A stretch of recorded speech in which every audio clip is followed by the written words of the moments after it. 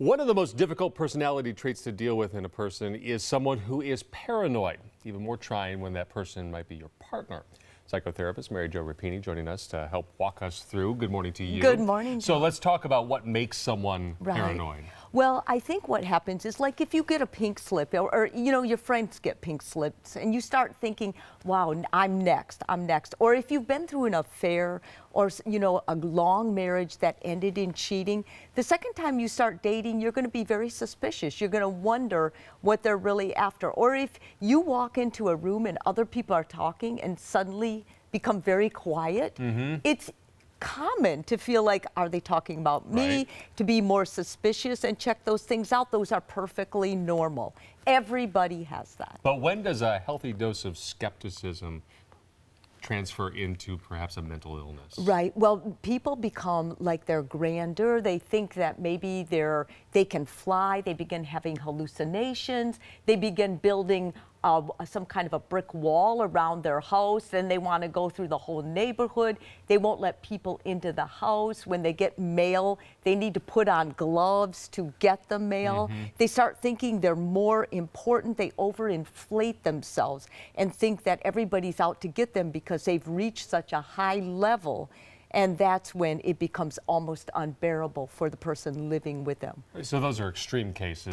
That's when it's really mental Lots of illness. really minor cases, though. So you want to be able to create some degree of harmony if you're in a relationship. So let's talk about, I guess, some strategies to help deal with this if it exists. Exactly. Well, when you really have paranoia, what ends up happening is you need to get therapy. You need to go to a doctor, a medical doctor, as well as a counselor. And so what happens is you can't trust anybody, so you assume they're trying to poison you or tell you, brainwash you or something. So as a partner, you have to encourage it that they continue to go and go with them, when they go. And also stress, when they're feeling stress or, they're into detail. So it's important that stress will make their delusions and everything else 10 times worse. And triggers as well. You want to minimize those things. Exactly, I would imagine, right? and keep it short. Like, don't go into detail with them, and whatever you can, discuss things so that it's not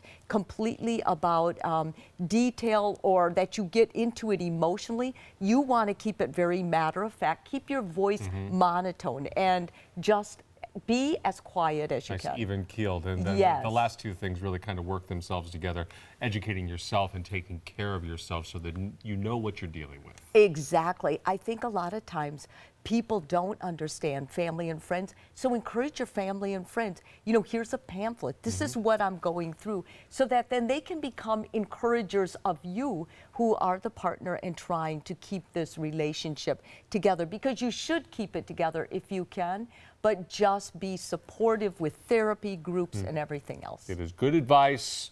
Hopefully you don't have to deal with it at all. But if you do, start here. Mary Jo, thank you. Thanks for Appreciate it. having me.